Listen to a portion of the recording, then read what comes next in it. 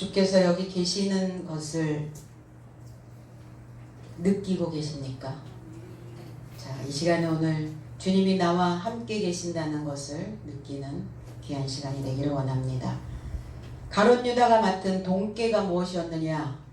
우리는 뭐 돈깨짝을 짊어지고 다녔는가 하였더니 그것이 바로 입의 언어였다는 것.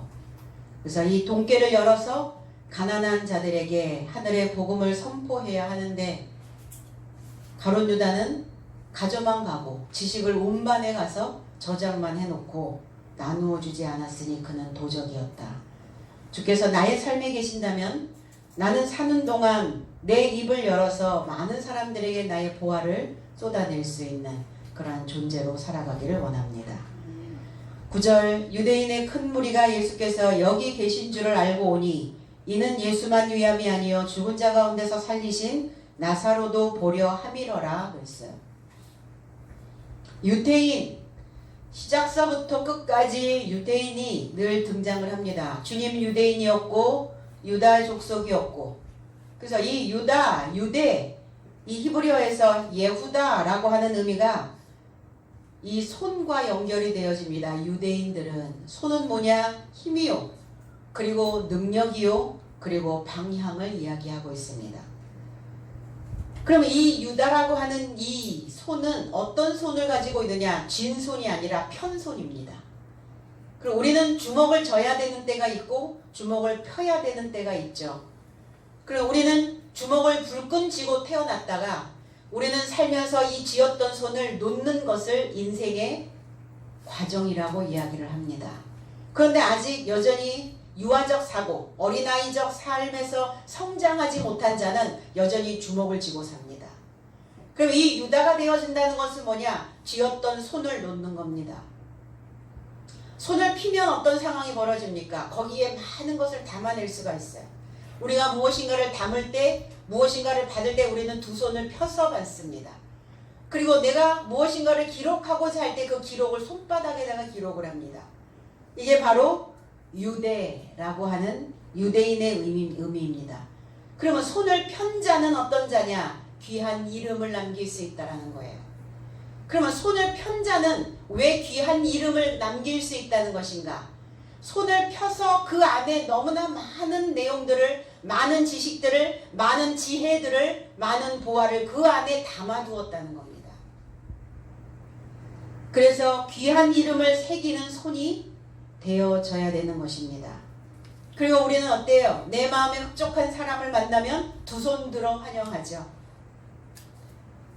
그리고 이 손은 하나님의 법을 기록하는 손이 되어져야 그 손이 큰 손이 될 수 있습니다. 우리는 세상을 살면서 어떤 손이 되기를 원하는가? 큰 손이 되기를 원하죠. 그렇다면 내가 나의 삶을 살아가는 동안 또 내 자녀들에게, 내 후손에게 큰 손이 되게 하기 위해서는 하나님의 법을 기록한, 하나님의 법을 만들어 놓는 그 손이 되어야 될 줄로 믿습니다. 그래서 나의 삶이 유대인이어야 귀한 이름으로 나는 으뜸이 될 수 있다는 거예요. 오늘 주께서 나의 삶에 계신다면 오늘 우리에게 이 손을 우리에게 주실 것 같습니다.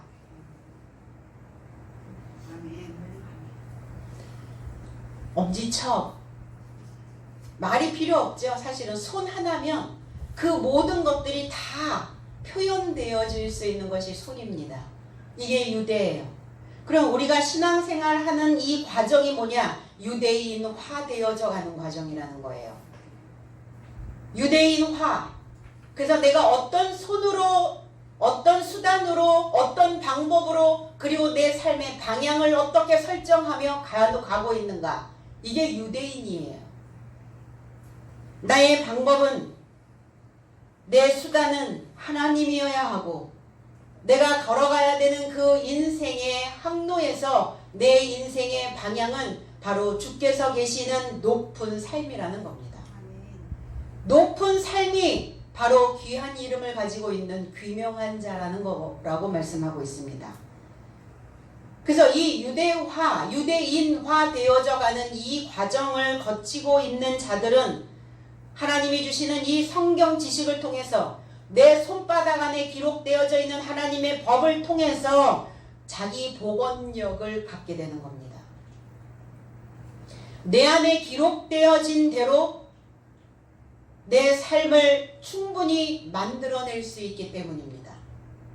내 손바닥 안에 무엇이 있느냐에 따라서 그 인생은 치유도 되어질 수 있고 그 인생은 병든 자의 삶도 되어질 수 있다는 거예요. 무엇을 올려놓았는가? 무엇을 보고 살아가고 있는가?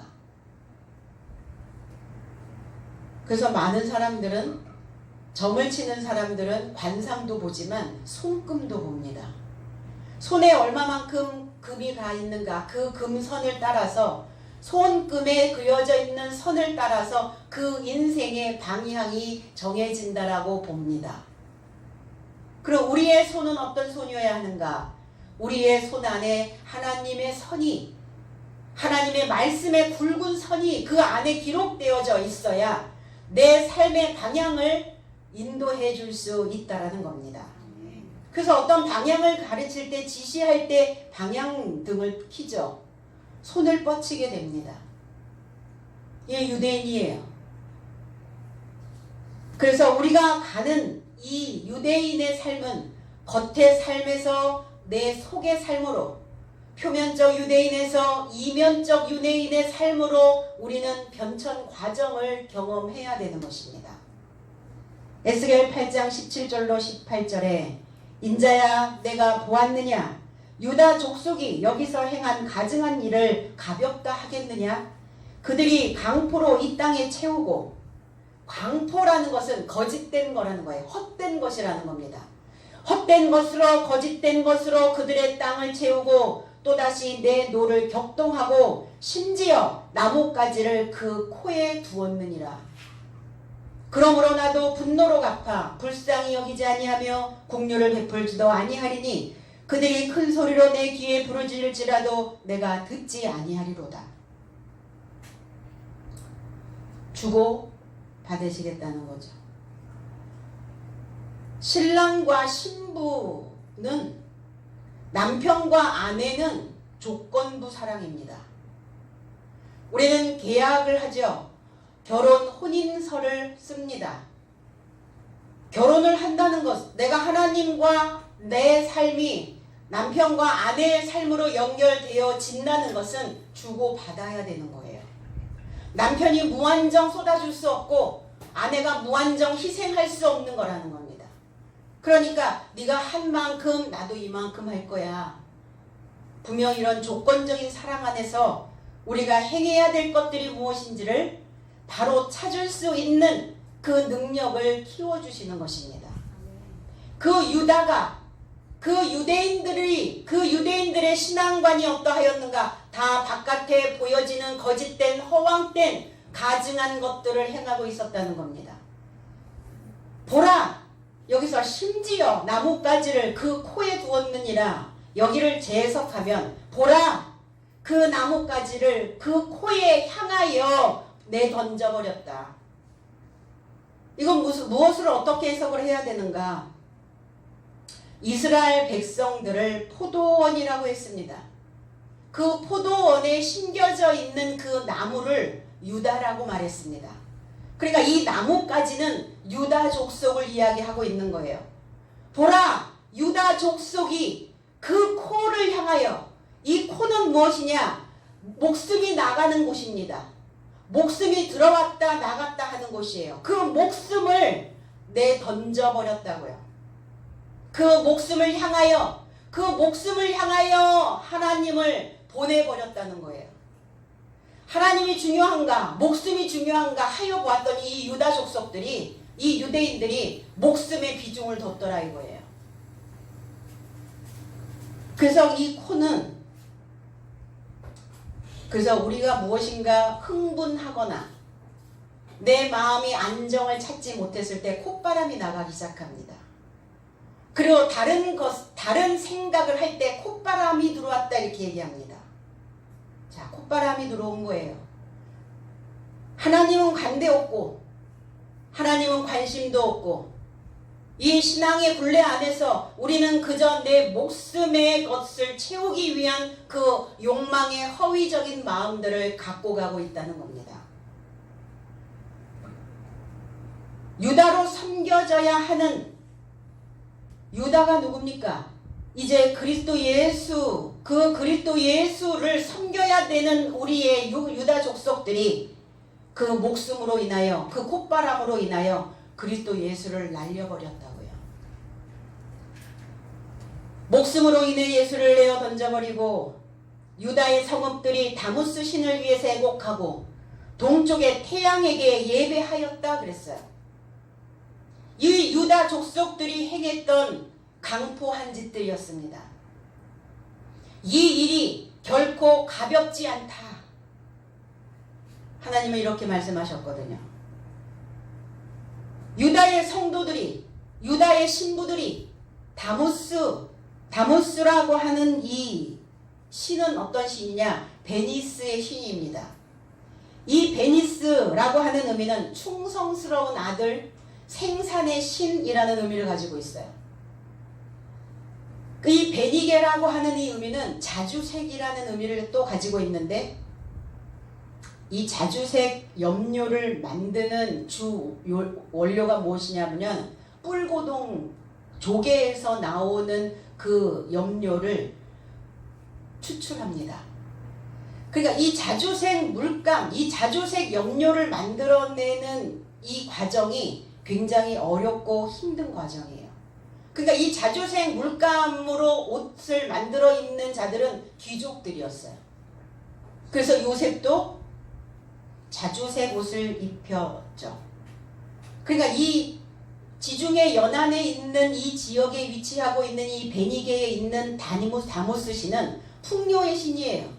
생산의 신입니다. 많은 것들을 만들어낼 수 있는, 많은 것들을 내놓을 수 있는, 그러니까 어때요? 그 신에게 충성할 수밖에 없죠.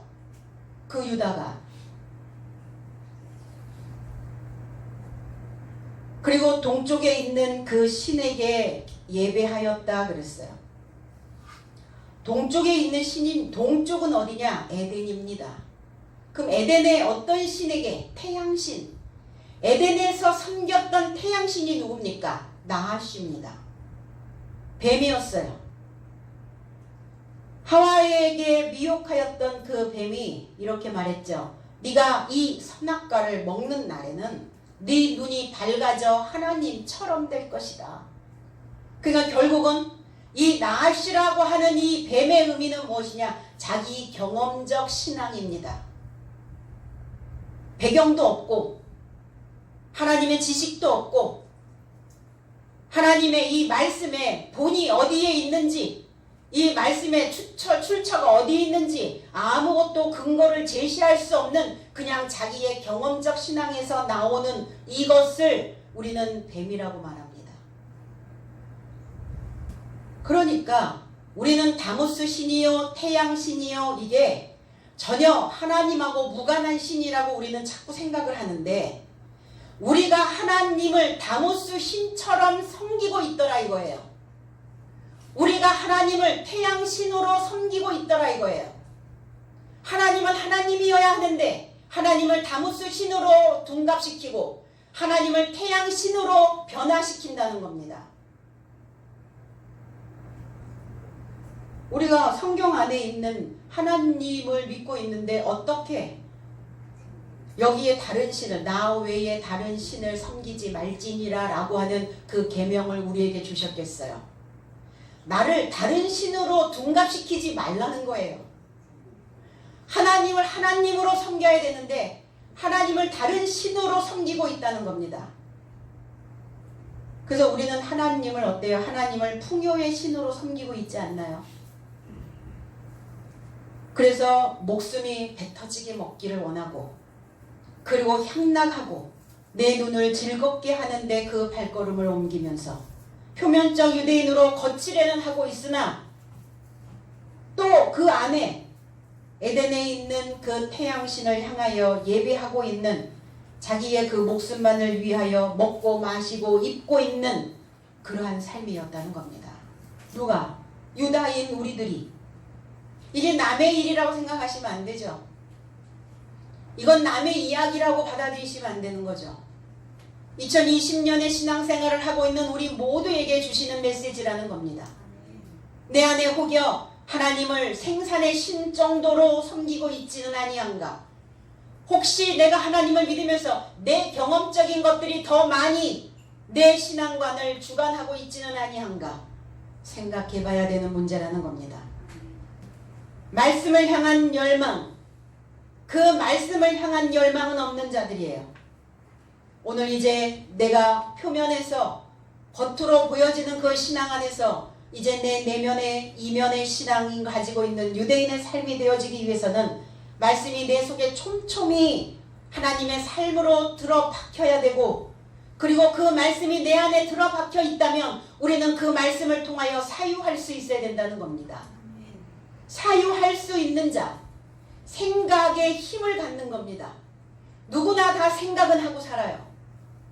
생각 때문에, 생각으로 인하여 생각이 많아. 그런데 생각이 많은데 그 생각에 힘을 가지고 있는가? 사유할 수 없는 것. 그래서 우리의 신앙에, 우리의 믿음에 사유를 더할 줄 아는 그 속에서 나온 이면적 유대인의 삶이어야 된다는 거예요. 교육을 받는 이유가 뭐죠? 교육의 정수는 지식을 가르치는 것이 아닙니다. 교육의 정수는 사유를 가르치는 거예요. 이 지식을 통해서, 이 지혜를 통해서 생각할 수 있는 힘을 만들어주는 것을 우리는 교육이라고 말합니다.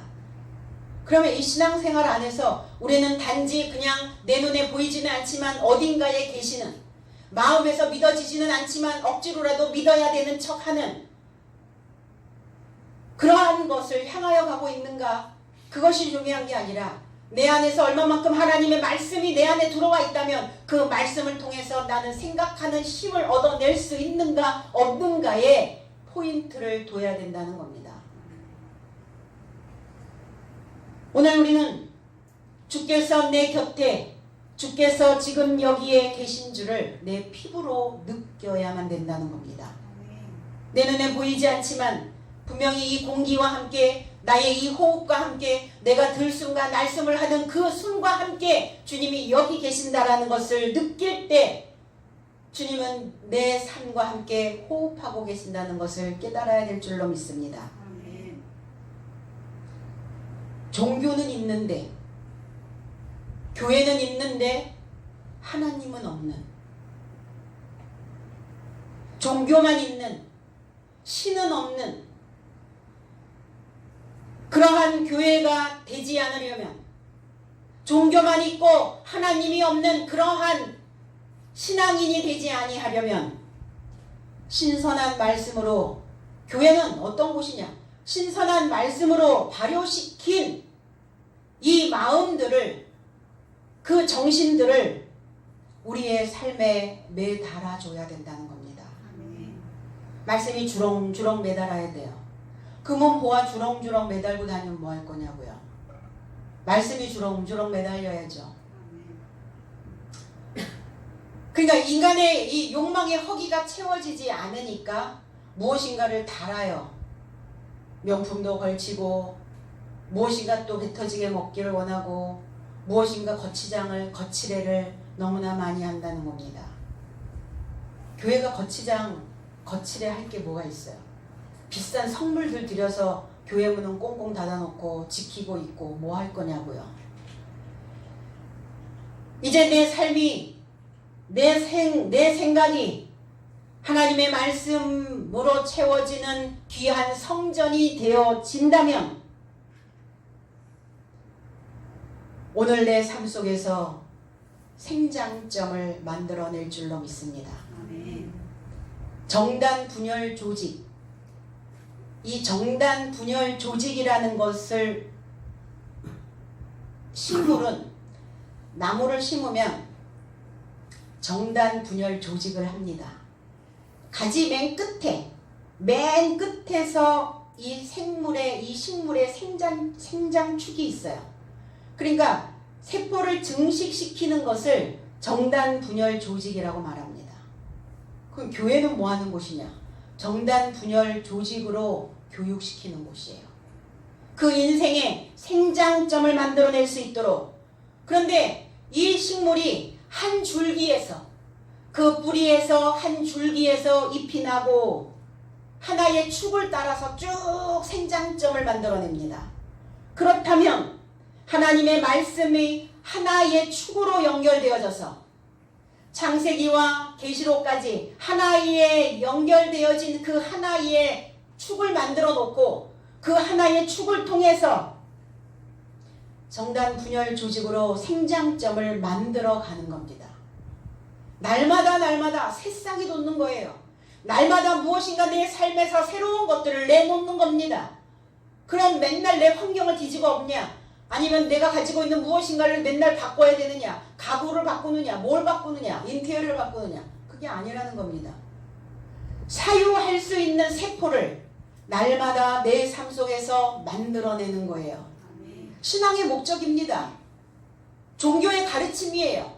종교의 가르침, 큰 가르침의 목적이 무엇이냐? 나와 함께 성장하자는 거죠.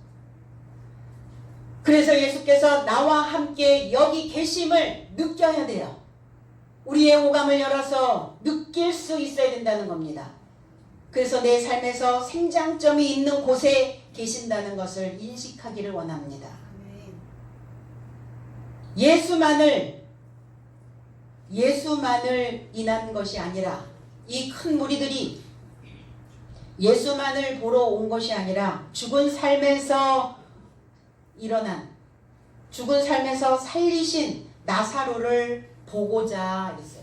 그럼 눈으로 그냥 보고만 가려고 하는가? 아니에요. 알아보려고 그들은 왔다는 겁니다. 살아난다는 것이 뭐냐? 일어나는 겁니다.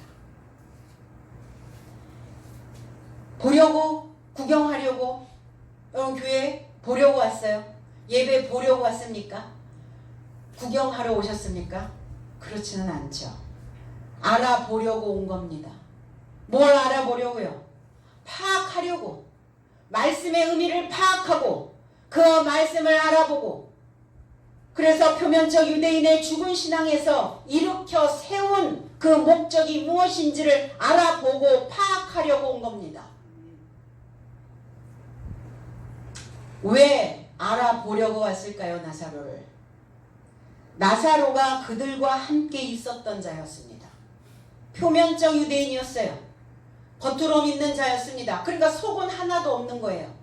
속은 텅 비어 있으니 가증한 우상만을 섬기고 있었던, 그들이 다무스 신이요 태양신을 섬기고 있었던 자였다는 겁니다.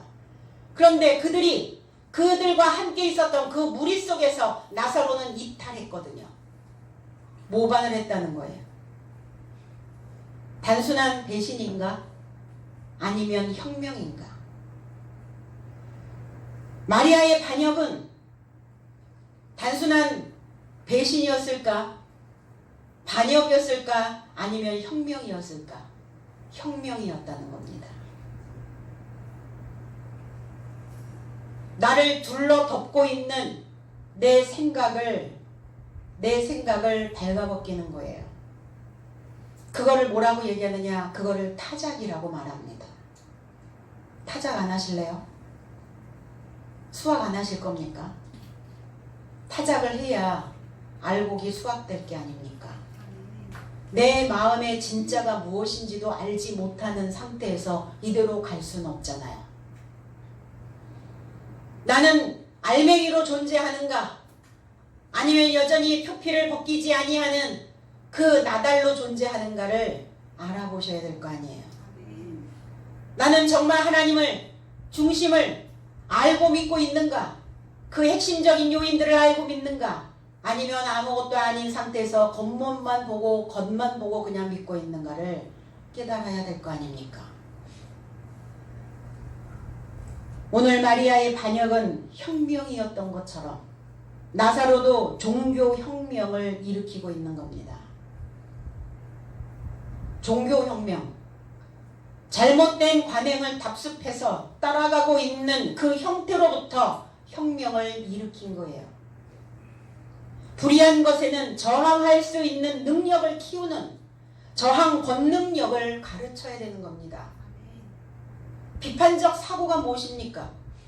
무조건적으로 다 수용하고 받아들이는 것이 아니라 잘못된 것은 잘못된 것이라고, 좋은 것은 좋은 것이라고 말할 수 있는 그 힘을 키워주는 곳이 어디냐? 종교입니다.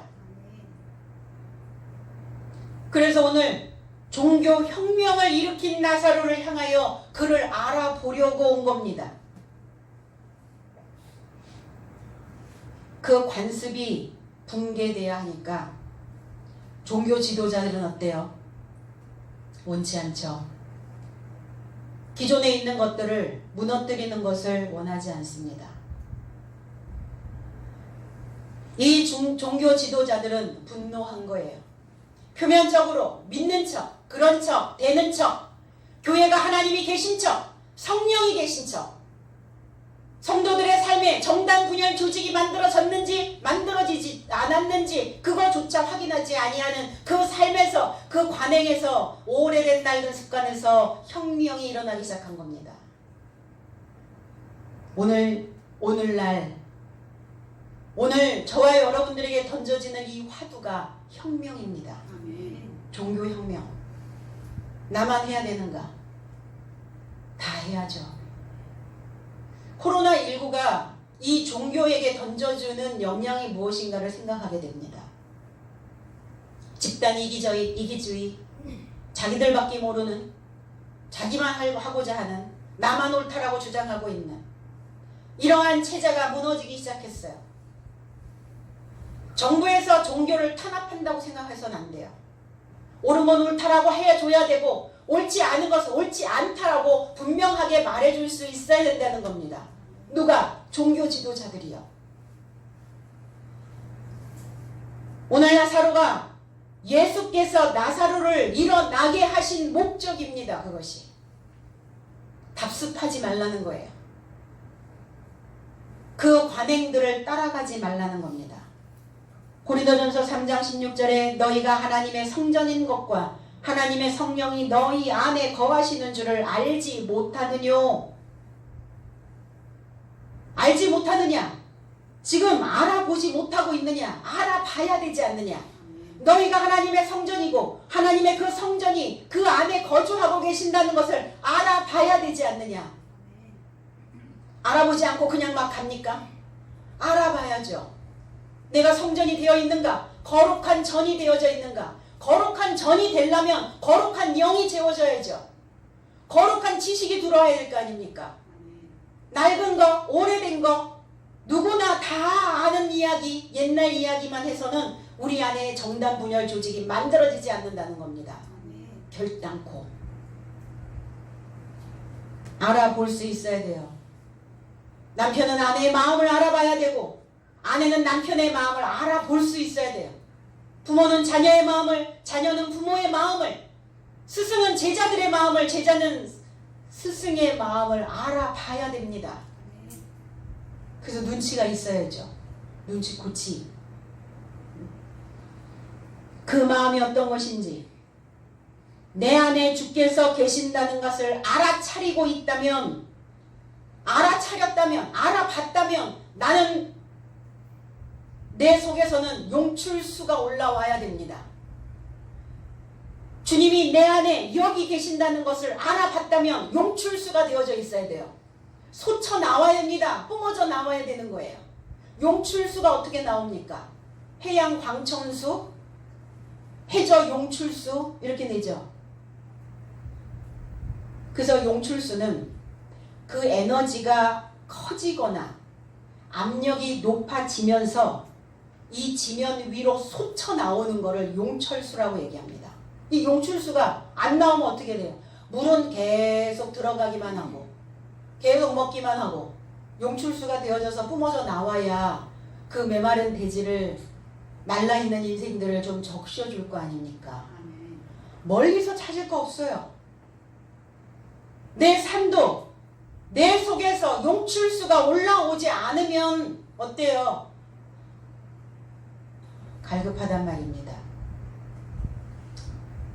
그 욕망 덩어리로 허한 가슴으로 늘 두리번거리며 살게 되겠죠. 오늘 저와 여러분들의 삶이 이제 내 안에 에너지를, 지금 이 에너지가, 말씀의 에너지가 여러분들의 삶에 커지고 높아져서 이제 오늘 여러분들의 삶이 용출수가 되어지기를 원합니다. 10절 대제사장들이 나사로까지 죽이려고 모의하니 그랬어요. 대제사장들이 누굽니까? 종교 지도자들이에요. 표면적 유대인들입니다. 대제사장들의 종교 행위가, 교회의 이 집단이 공공의 선을 만들어야 되는데 공공의 악이 되어서 안 되는 겁니다. 교회 이러면 사람들의 이미지 속에, 사람들의 관념 속에 거기는 공공의 선이 있는 곳이야 라고 생각해야 되는데 그 집단은 자기들밖에 몰라. 이런 평가가 되겠느냐고요. 그러려면 어떻게 해야 돼요? 뒤집어야죠. 엎어야죠. 이제 혁명입니다. 주님이 오신 목적이 뭐겠어요? 종교혁명이에요. 이 대제사장들의 종교 행위가, 죽은 물고기만 물에서 떠다녀요. 이 종교의 행위, 종교의 그 사상에서 모두가 다 죽은 물고기처럼 그 사상에서 둥둥 떠다니면 되겠느냐고요. 잘못되면 거슬러 올라가야죠. 이 물을 뚫고 올라와야 될 거 아니에요. 누군가의 외침이 필요합니다. 광야에 외치는 자의 세례 요한처럼 저와 여러분들이 이제 그 광야에 외치는 자의 그 삶의 선택이 있기를 소망합니다. 그래서 내 안에 잠재되어져 있는 그 잠재력과 다양성을 찾을 수 있도록 교육하는 곳이 교회입니다. 종교적 전통, 이 전통에, 이 사상에 죽은 물에 떠다니는 그 거룩한 성자처럼 보이기는 하지만 아무 파장도 일으키기를 원하지 않는, 어떤 파장이 일어나는 걸 원치 아니하는 교회에서, 그러니까 다 덮고 가는 거예요. 다 잠잠히 가는 거예요. 거룩한 성자처럼, 거룩한 성도들처럼, 믿는 자들처럼 보이고 있기는 하지만 속은 썩은 종교 지도자들이라는 겁니다. 누가? 대제사장들이요. 목자들이. 과거의 이 관행을, 과거를 청산하지 않은 낡은 사고는 썩은 나무 기둥에다가 집을 짓는 것과 같죠. 보여지는 것만 하면 뭐 할 거예요? 그럴듯하게 폼나게 치장만 하면 뭐 할 겁니까? 성경책 들고만 다니면 뭐 할 거예요? 그 속에 있는 알맹이가 무엇인지 알아봐야 될 거 아니에요. 그래서 신앙의 새로운 도약을 위해서 그 썩은 관행을 잘라내고자 그리스도께서 오셨고 나사로를, 하나님이 돕는 나사로를 일어나게 하신 겁니다. 그런데 어때요? 눈치 보는 거예요. 표면적 유대인으로 있었던 이 큰 무리들이 누굽니까? 알아보려고 오긴 왔어요. 사람을 먹고 싶은데, 예수의 교훈을 먹고 싶은데 다른 사람에게 잡아먹히는 게 두려워서 의심스러운 눈초리로 서로의 표정을 살피고 눈치만 보고 있는 거예요. 누군가 터뜨려줘야 되지 않을까요? 썩었다고. 종교가 썩었다고. 그 행위들이 썩었다고. 보여지는 거칠에만 하고 있다라고. 그냥 주님이 선포를 하니까 그 말이 무엇인지, 그 말의 의미가 무엇인지 그 의미를 되새기려고 알아보려고 하지 아니하고 무조건 차단만 하는 거예요. 방어만 하는 겁니다. 그냥 막 성도들 가두리 하기 바빠. 절대로 그거 하면 안 되고 배우면 안 되고 그거 먹으면 안 되고 눈치만 살피고 있는 거예요. 뭐 때문입니까? 그 코에 걸었다고요. 목숨을. 목숨 때문에 그렇죠. 말씀의 해석이 전해 내려오는 내용과 뭐가 다르면 차단하고 편견을 갖고 보는 겁니다. 뭐가 무서워서?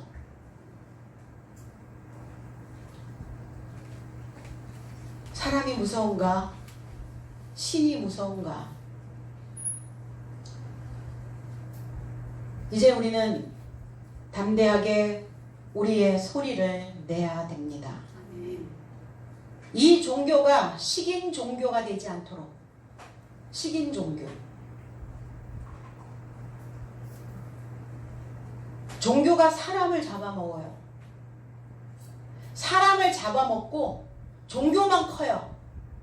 종교 행위만, 종교 행태만 크고 있어요. 반대로 이 사람이 종교의 큰 가르침을 먹어야 되거든요. 그리스도 예수께서 내 살은 참된 것이다. 내 살은 하늘로부터 내려온 살이다. 내 살을 먹고 내 피를 마시고, 그러니까 내 살을, 인자를, 사람을, 이 큰 종교를, 큰 가르침을 너희들은 먹으라는 거예요. 그런데 표면적 유대인들은, 이 대제사장들의 삶은 종교가 사람을 삼키도록 그렇게 독려하고 있는 것이죠. 인류가 존재하는 한 종교는 사라지지 않습니다. 이 땅에서. 기독교 존재되어지죠. 그렇다면 이 기독교가 인류 최후의 인간이 남는 그 순간까지 이 종교가 진행되어지고 남겨지게 하려면 어떻게 해야 되는가, 어떤 형태로 이 종교가 남겨져야 되는가에 대한 고민을 해야 된다는 겁니다.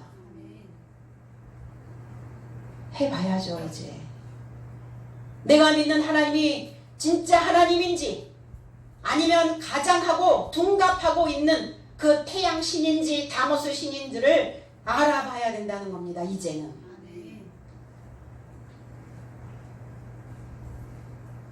우리는 진실한 삶을 살고자 합니다.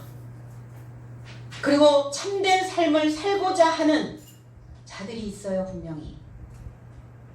그렇다면 우리는 그 참된 삶을 살고자 하는 자들에게 그 전하는 외침이 있어져야 된다는 겁니다. 패배라는 거 뭐예요? 패배자라는 게 뭡니까? 아무것도 말하지 않으면 패배자입니다. 그 누가 좋아하겠어요? 악이 기뻐할 뿐이죠. 하나님이 돕는 나사로를 죽이려고 하는 것은 썩은 종교의 사상에 떠다니는, 그러니까 끌어들이는 거예요. 야, 표면적으로 믿어. 표면적으로.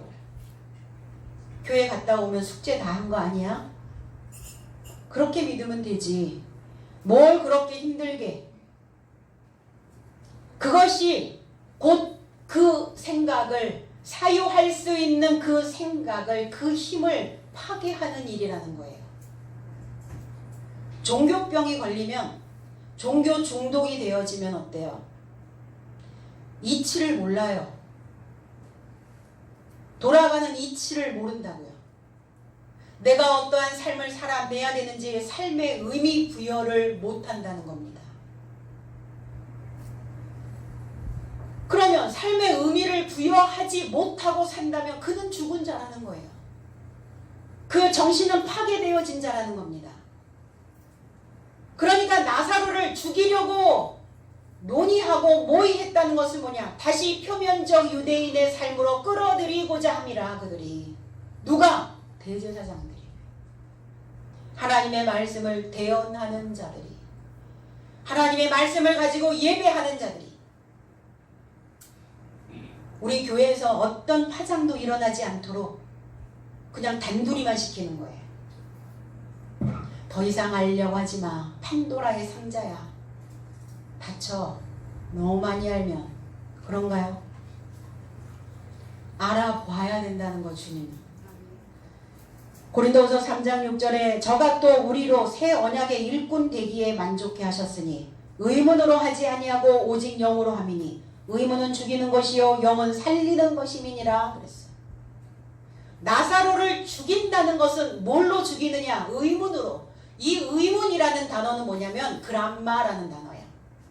이 그람마라고 하는 단어는 뭐냐? 증서, 책, 편지, 문서라는 뜻이에요. 쓰여진 것.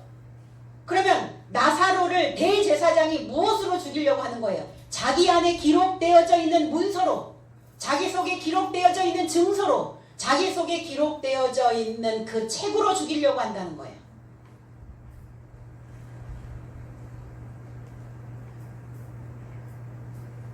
사람이 죽고 사는 것, 그것은 뭐예요?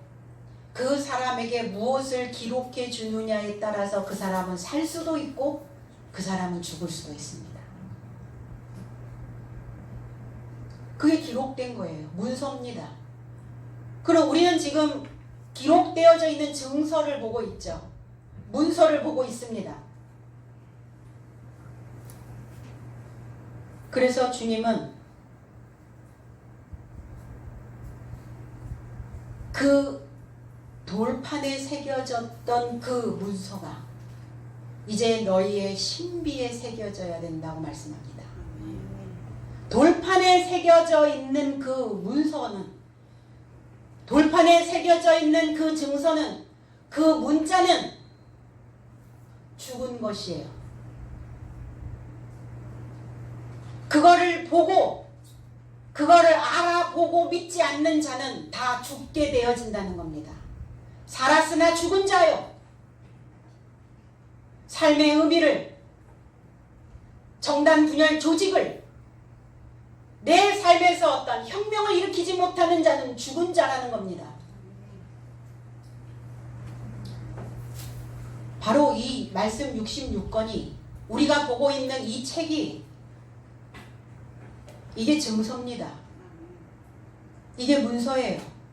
이게 책입니다. 이게 돌판에 새겨진 책이에요. 그러면 이 돌판에 새겨져 있는 책이 따로 있고, 돌판에 새겨져 있는 게 따로 있고, 신비에 새겨지는 것이 따로 있단 말이냐? 아니에요.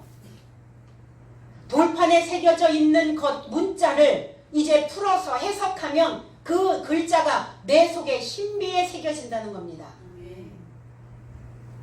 그리스도 예수는 살려주는 영이다. 그래서 영으로 하신다고요. 증서로 하지 아니하고, 이 돌판으로 하지 아니하고, 문자로 하지 아니하고, 문자를 열어서 영으로 그 인생을 살려준다고 말씀하고 있습니다. 그를 살려낸다는 게 무슨 의미일까요? 이 문서를, 그래서 계시록에 가면 죽은 책들이 펴져 있고, 아니 책이 죽어요? 죽은 책이 있고 산 책이 있대요.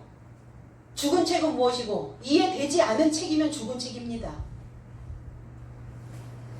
이 글을, 이 책을 살려낸다는 것은 무엇이냐? 이해하고 깨달아지는 거예요.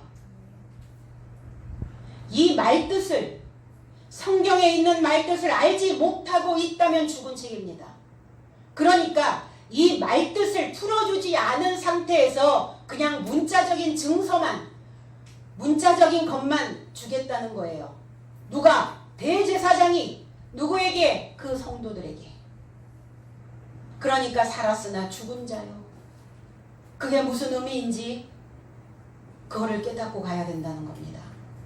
난 문자는 보았는데 문자 속에 있는 속 내용이 무엇인지를 이해할 수가 없어. 죽은 책이라는 겁니다. 여전히 돌비에 새겨져 있는 증서 같기는 안 된다는 겁니다. 이 증서를 우리에게 주셨을 때는 이 증서를 풀으라는 거예요. 해독하라는 겁니다. 그래서 이 문서의 비밀을 해독해 주시러 오신 거죠, 주님은.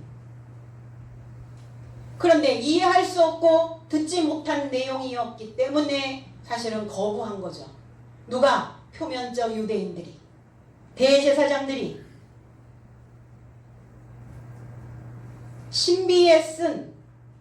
신비의 이제 그 이 말이 쓰여지기 시작하면 말의 맛이 살아나요. 말 맛이 있어야 되죠. 사람들이 이렇게 얘기해요.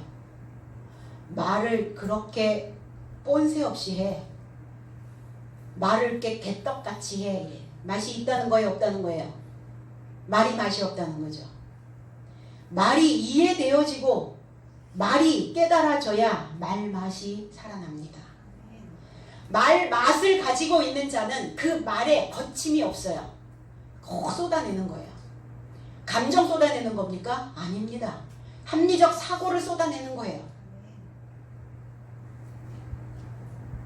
이게 바로 돌판이냐 신비냐. 그러니까 이 돌판에 새겨져 있는 이 인쇄된 이 증서, 이거를 이제 풀어주면, 이해시켜주면, 가르치면 어때요? 아하가 나오죠. 아하. 아, 그거였어. 그 내용이 그 내용이야? 우리는 가로주다가 동깨짝 짊어지고 다니는 줄 알았더니 입이었어? 입의 언어가 동깨야? 이 신비에 새겨지는 거예요. 그게 이제 살아나는 거예요. 말맛이 나는 겁니다. 이제 그 말맛을 가지고 맛을 나눠주는 거죠. 뭐하게? 살맛나게. 그럼 저와 여러분들을 만나는 사람들은 다 죽은 책들이에요. 그럼 뭐 하셔야 돼요? 말맛을 가지고 있는 저와 여러분들이 그 살맛나는 인생으로 살려주는 영이 되어져야 될 줄로 믿습니다. 그럼 어때요? 이해되어지고 깨달아지면 귀가 열리고 눈이 열리는 겁니다. 그래서 이 깨달아진 그 지식, 이 마음으로 나 자신을 수리할 수 있는 그 치유력을 소유하게 되는 자가 되어지는 겁니다. 그런데 나사로를 어때요? 죽이려고 그냥 이 신비에 새기지 아니하고 그냥 증서로, 의문으로, 그들의 율법으로, 그들이 기록하여 있는 그들의 생각으로 그들을 죽이려고 결의하였다고 얘기했어요. 하나님의 말씀을 깨닫지 못하고 이해하지 못하고 믿는 것은 믿음이 아니라는 겁니다. 믿음이 아니에요. 알지 못하는데 믿을 수 없다고 늘 제가 말씀을 드리지 않습니까? 성경을 몰라도 믿기만 하면 된다고 말이 앞뒤가 맞아요? 말이 앞뒤가 안 맞으면 죽은 것을 계속 그들에게 먹이고 있는 것과 같다는 겁니다. 그렇게 믿기만 하면 돼. 성경 몰라도 돼. 믿기만 해 그냥. 그럼 나사로를 죽이려고 모의하는 자와 똑같은 자라는 겁니다. 그럼 저와 여러분들은 나사로여야 해요. 가난한 영이어야 됩니다.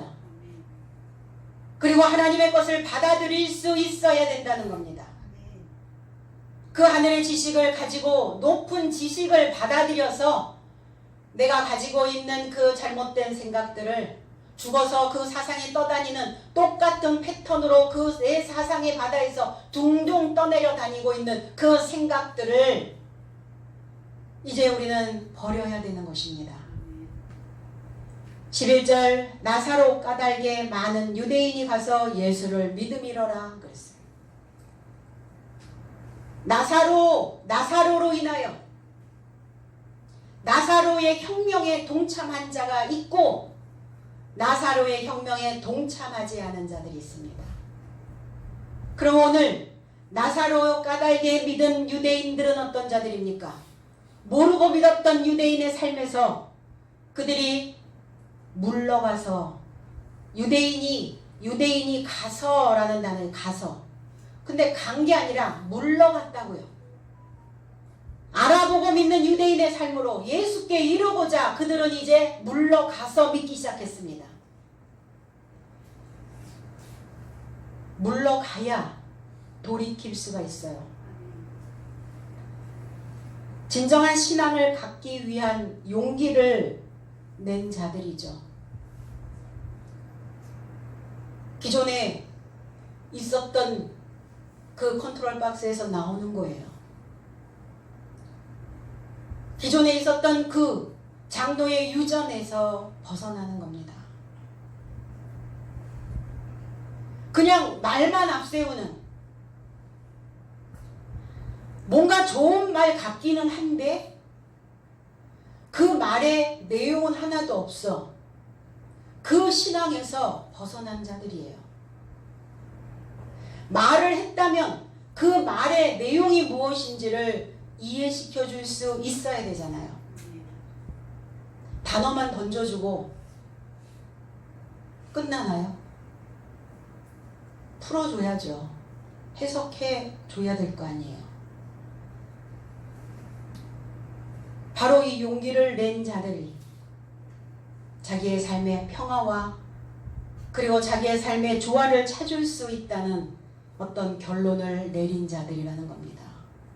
그럼 저와 여러분들이겠죠. 이 말씀을 듣고 있는 저와 여러분들이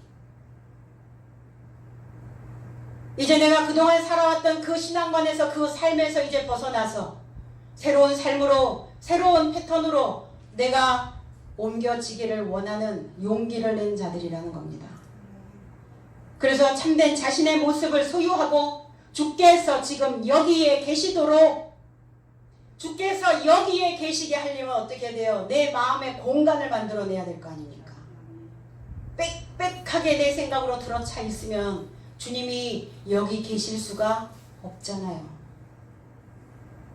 지금 여기, here and now, 지금 여기에서 주님이 나와 함께하고 계신다라고 하는 그 마음의 든든함이 우리의 삶을 지켜내실 줄로 믿습니다. 아멘.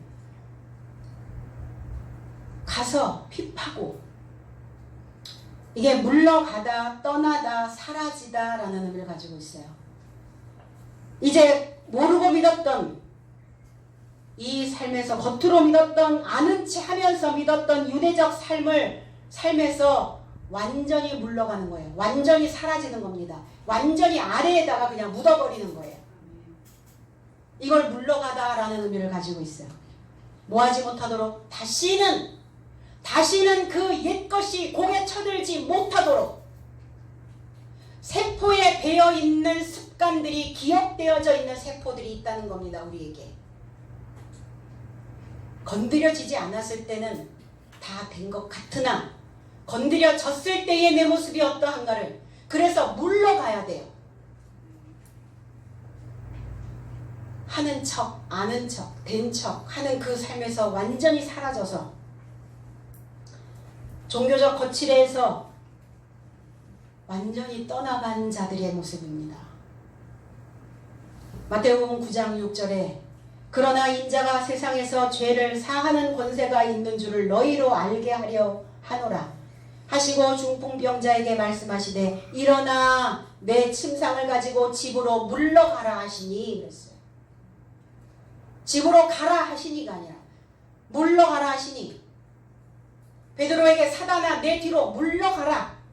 다시는 곡에 쳐들지 않도록, 다시는 그 패턴에 젖어서 가지 않도록, 다시는 병든 삶에서, 무지한 삶에서 다시 똑같은 삶을 반복하지 않도록 완전히 물러가도록.